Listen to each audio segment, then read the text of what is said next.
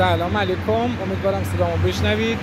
سیستم گرمایشی رو بعد 15/8 بعد از با یه ماه تأخیر استارت کردیم. WP آوردیم تو سرویس که آب چاه بیاد توی مخازن کاتیونی، ذرات معلق درشتش کلسیم و سدیمش گرفته بشه. عرض بشه خدمتت لاینو با این والوای ونت سر مسیر هواگیری کردیم که با آب جاری بیفته. از پمپا فعلا پمپ سنتی رو روشن نکردم که یه مقدار دما بگیره اول، ولی سیرکولاسیون یه دونه روشنه و منبع کویلی هم که اون منبع است یه دونه روشنه.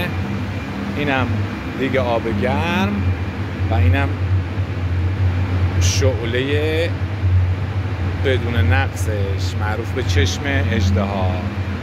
سیستم گرمایشی راه اندازی شد. انشالله که زمستان پربارانی داشته باشیم.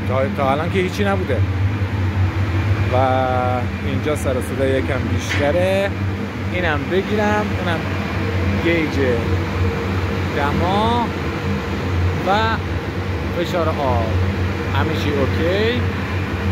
انشالله همه دوستان همه زندگیشون اوکی باشه.